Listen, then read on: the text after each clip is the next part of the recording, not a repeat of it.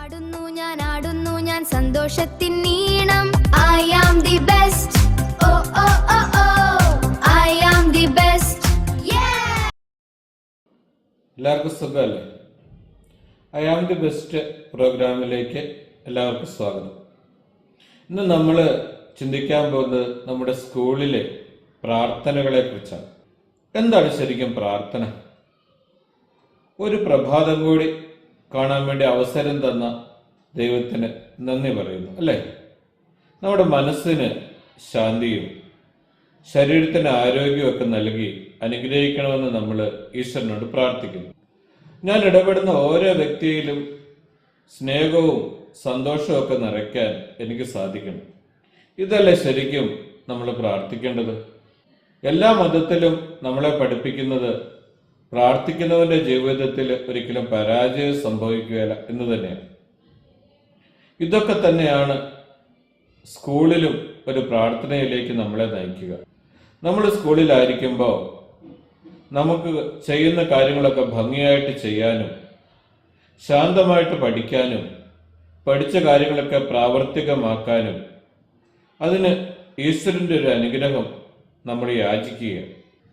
നന്നായിട്ട് പഠിക്കാൻ, നന്നായിട്ട് പെരുമാറാൻ, നന്നായിട്ട് ജീവിക്കാൻ എന്നെ അനുഗ്രഹിക്കണേ എന്നാണ് നമ്മൾ പ്രാർത്ഥിക്കുക.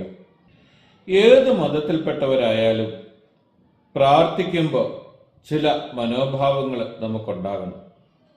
അത് നമ്മൾ ഭക്തിപൂർവ്വം തന്നെ ചെയ്യണം, അല്ലേ?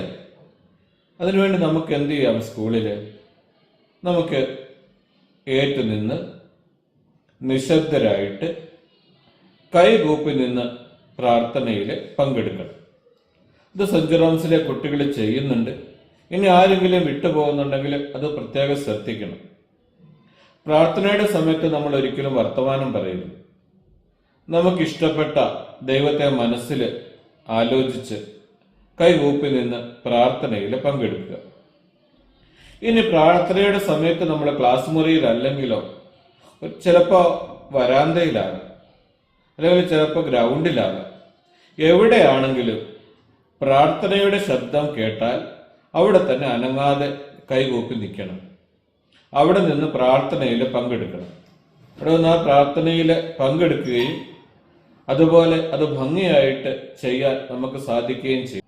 ക്ലാസ് മുറിയിലാകണമെന്ന് നിർബന്ധമില്ല. എവിടെ നിന്നാണെങ്കിലും സ്കൂളിലെ പ്രാർത്ഥന കേൾക്കുമ്പോൾ അത് ഭംഗിയായിട്ട് ചെയ്യാൻ വേണ്ടി നമ്മൾ ശ്രമിക്കുക. അവനവന്റെ മതത്തിൽ വിശ്വസിക്കുക.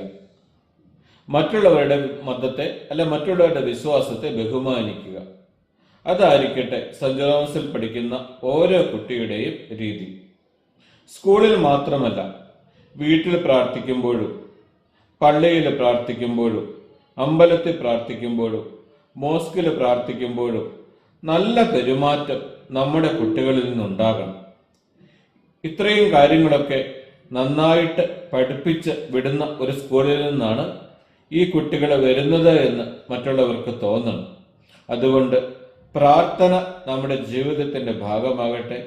നമ്മുടെ ദൈവത്തോട് ഉള്ള തുറന്ന് പ്രാർത്ഥിക്കാനും ദൈവത്തിന്റെ അനുഗ്രഹങ്ങൾ നമ്മുടെ ജീവിതത്തിൽ നേടിയെടുക്കാനും നമ്മൾ സാധിക്കട്ടെ.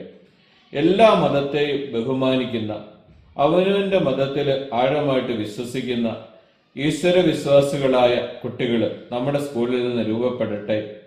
അതിനുവേണ്ടി നമുക്ക് ഓരോരുത്തർക്കും പരിശ്രമിക്കാം.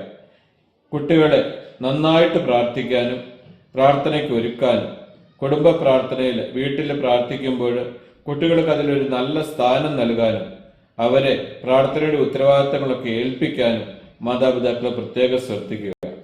ആ പ്രാർത്ഥനകളിൽ നന്നായിട്ട് പങ്കെടുക്കുന്ന കുട്ടികൾക്ക് നമ്മുടെ ഐ ആം ദി ബെസ്റ്റ് പുസ്തകത്തിൽ നല്ല മാർക്ക് നൽകാനും, ഇനി ആരെങ്കിലും പുറകോട്ട് നിൽക്കുകയാണെങ്കിൽ അവരെ മുമ്പോട്ട് കൊണ്ടുവരാനും മാതാപിതാക്കളും അധ്യാപകരും പ്രത്യേകം ശ്രമിക്കുക. അതിന് നമുക്ക് സാധിക്കട്ടെ. സ്നേഹപൂർവ്വം, സൈജു സാർ.